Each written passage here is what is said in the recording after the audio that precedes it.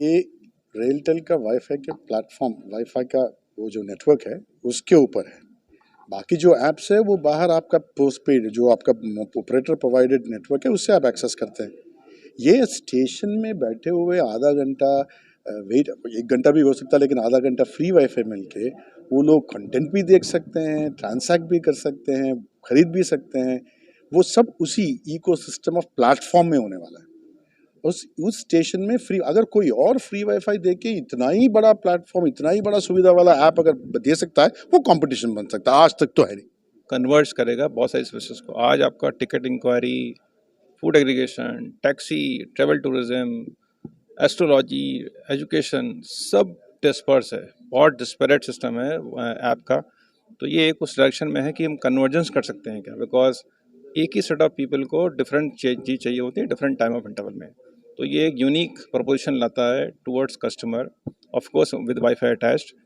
दूसरा आपका जो क्वेश्चन था कि ये चलेगा, यस, कैप्टिव पोर्टल अगर रहेगा तो वो केवल वाईफाई जोन में काम करेगा, but mobile app throughout काम करेगा। So that means the utility of this app is not link to और captive to station only, it's going to work beyond all boundaries, even on LTE और even your home wifi also.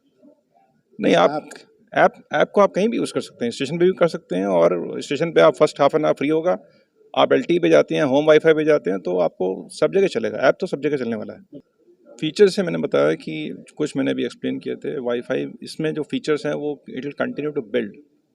Actually इसमें ticket inquiry से लेके, passengers inquiry से लेके, train position से लेके, hawkers की इन्फॉर्मेशन होंगी। हम लोग उस लेवल तक जाने वाले हैं कि जो इस न्यू दिल्ली स्टेशन पे जो हॉकर्स हैं उनकी जियो पोजीशनिंग क्या है स्टेशन पे, मुझे पता है क्या, समोसे पास में कहाँ मिल रहे हैं, उस लोकेशन बेस से मैं उस समोसे वाले को एक्सेस कर सकता हूँ क्या।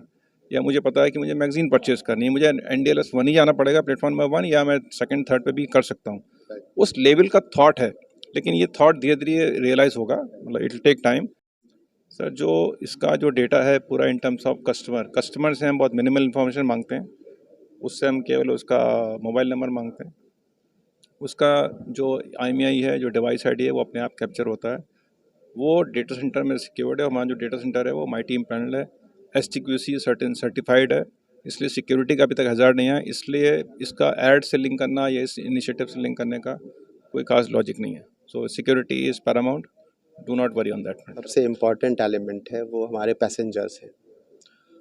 तो पैसेंजर्स को एक पैसेंजर अम्यूनिटीज़ के तौर पे हमने ये इंट्रोड्यूस किया था, बट देन उसमें अगर हम कुछ रेवेन्यू भी अर्न कर सकते हैं और इसको इजी टू यूज़ कर सकते हैं, उसके लिए टेक्नोलॉजिकल इनपुट्स चाहिए। So then we thought, why not to enter into some strategic partnership with some technology provider, application developers, who make it easy for the passengers to use this service, ताकि वो आसानी से इस सेवा को use कर सकें।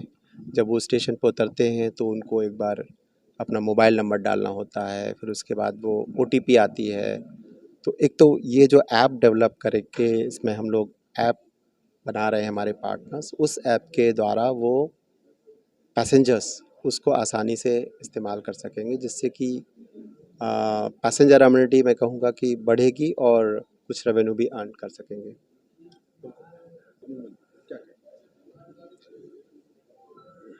देखिए, ऐसा है कि वाईफाई अभी चूँकि ये कॉमर्शियल बेसिस पे नहीं है, हमने पैसेंजर अम्यूनिटीज़ के लिए इसको प्रोवाइड किया है। उसमें पैसेंजर अम्यूनिटीज़ के हिसाब से जैसे आप PNR नंबर डालते हैं तो आपको जो लेस हैवी एप्लीकेशंस हैं उनको चलाने के लिए हमने ये सुविधाएं दी हैं।